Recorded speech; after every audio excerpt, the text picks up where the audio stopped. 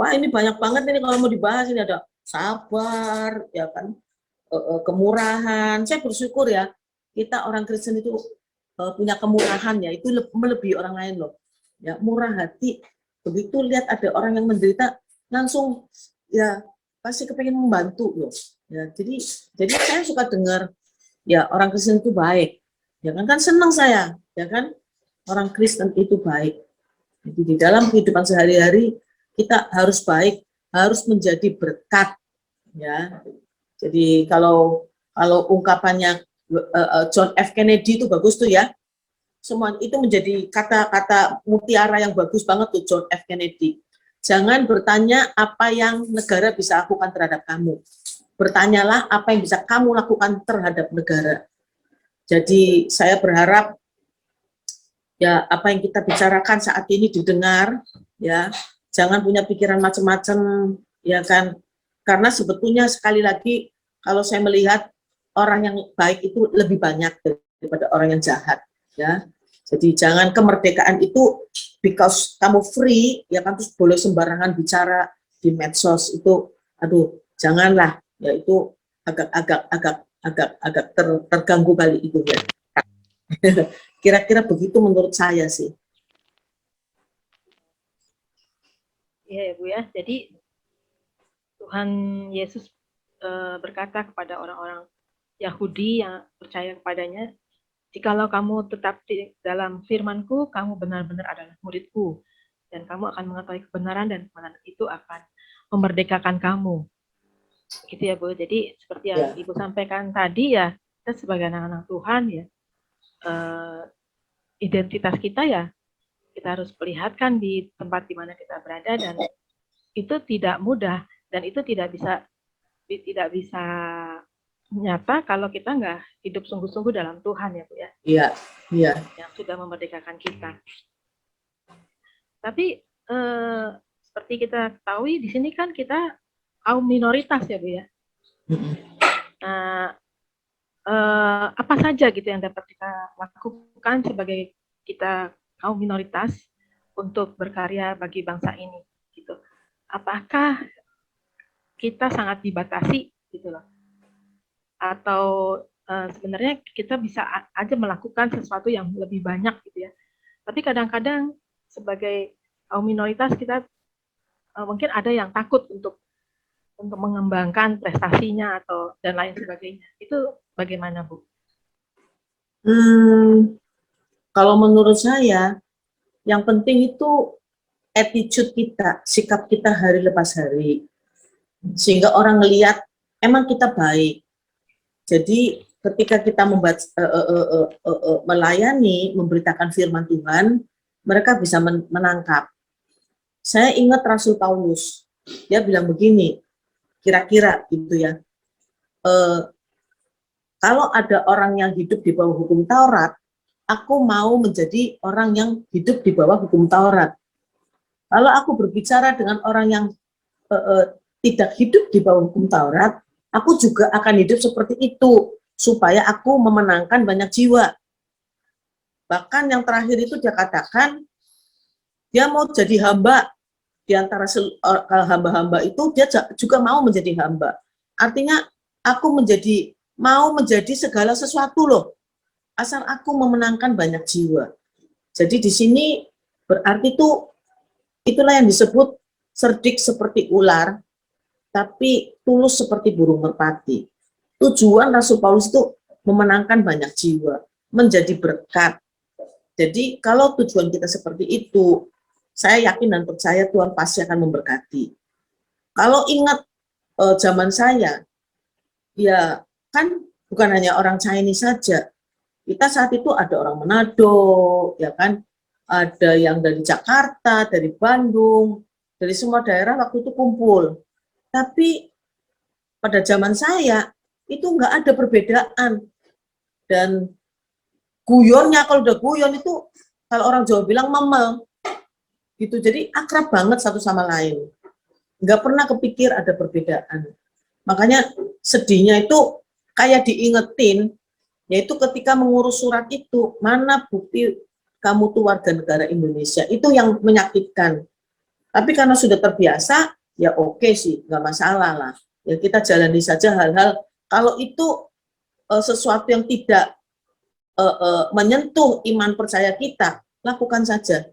Kalau menurut saya, jadi biar nama Tuhan dipermuliakan juga ya, dari attitude atau kehidupan kita. Jadi kita terkenalnya tuh baik gitu aja sih, supaya ketika kita bicara orang itu mau dengar. Tapi kalau attitude kita nggak baik, Pak, orang mencibir, alah, udah nggak usah didengerin, nggak usah didengerin, kan begitu ya. Ya, tetapi tidak demikian ketika kita hidup sesuai dengan firman Tuhan. Saya bukan orang yang perfect, sempurna loh, enggak loh, tapi saya berusaha menuju ke sana. Bagaimana bersikap adil, bagaimana mengurus anak-anak atau atlet-atlet ini dengan sungguh-sungguh, ngurusin sekolahnya, ngurusin orang tuanya, pusing Dina, ya lebih pusing ngurus orang tuanya, karena orang tuanya kalau merasa anaknya bagus, itu resenya bukan main, permintaannya banyak, kadang-kadang ngancem juga, pusingnya bukan main. Ya. Tapi so far sih, saya ingin melakukan semuanya seperti untuk Tuhan, sehingga Tuhan memberkati. Ya kan, sekarang kan yang terjadi bersyukur saya, nggak pernah turun, selalu naik. Jadi aneh juga, ada nenek-nenek umur 70 tahun jadi ketua klub, coba bayangin. Ya jadi nggak pernah turun, selalu naik, nggak pernah jadi ekor, selalu jadi kepala. Jadi bersyukur gitu kan. Ya apapun yang saya terima dari Tuhan itu saya syukuri. Ya termasuk masalah kaki saya ini yang dua-duanya udah nggak asli, ya kan, semuanya implan nih, ya baik panggul dua-duanya dan lutut dua-duanya. Ya itu juga saya syukuri, nggak apa-apa. Ya karena untuk mencapai segala sesuatu kan katanya kalau mendaki itu lebih berat kan. Kalau mau menuju ke puncak itu harus mendaki, gitu loh. Lebih capek lah. Tapi nothing to regret. Karena ada yang nanya begini, dengan kesakitan yang ibu alami, ya lutut dan panggul, kira-kira menyesal nggak? Karena itu kan semuanya akibat dari latihan. Saya jawab langsung, saya tidak menyesal. Karena saya juara dunia, begitu. Ya, jadi artinya juga di dalam kehidupan iman kita, maybe sometimes kita akan menderita. Ya, tetapi kan kita menantikan mahkota di sorga. Ya, yang kita nantikan itu upah kita itu nanti loh. Setelah suamiku meninggal, saya tuh banyak merenung kehidupan kita ini sebetulnya hanya sebentar, Din, hanya sebentar. Dan Tuhan izinkan kita ada dalam kurun waktu 70 tahun, 80 tahun, 50 tahun, itu tuh kita itu sedang diajar, dituntut oleh Tuhan untuk taat kepada Tuhan, supaya layak masuk surga. Kira-kira begitu, Din. Iya. Ya, luar biasa ya, Bu ya. Bu, di dalam perjalanan Ibu dalam dunia bulu tangkis nih, tentunya ada saat-saat di mana Ibu pernah mengalami under pressure ya Bu ya, tekanan yang mungkin ada yang atau berat sekali gitu ya. Bisa nggak Ibu menceritakan salah satu dari kesaksian yang Ibu sangat benar-benar seolah-olah sepertinya waktu Ibu mengalami itu tidak ada kayak jalan buntu gitu, seperti jalan buntu. Itu bagaimana Bu? Ketika dalam pertandingan ya? Iya, dalam pertandingan. Yang aku rasakan paling berat itu tahun 78 di Asian Games. Jadi semua atlet yang turun ke arena itu hampir semuanya pasti tegang. Ya, dan beberapa di antara kita itu ada juga yang sampai nggak tidur, ya kan, pakai pemanas yang berlebihan, aneh-aneh lah pokoknya. Karena tegang. Dan saya alami ketegangan di tahun 2008, itu benar-benar puncak dah. Belum pernah terjadi lagi, hanya sekali itu saja, sampai nggak bisa tidur, nggak bisa makan. Saking tense-nya, itu tinggi banget gitu. Kepengen juara luar biasa. Jadi sakit akhirnya. Sakit dalam arti itu jalan sudah limbung, ya kan, dan tiap hari oleh dokter disuntik terus tiap hari supaya saya nggak sakit. Nah pada hari haknya main, saya nggak tahu, karena pikiran untuk jadi juara itu sudah hilang lah, nggak mungkin. Tapi secara ajaib Tuhan bimbing kok bisa juara gitu loh. Itu yang bikin sampai dengan hari ini saya tuh nggak mengerti kenapa bisa terjadi seperti itu. Sementara saya dalam keadaan yang under pressure yang luar biasa, saking tegangnya, ya, takut kalah, terlalu kepengen menang.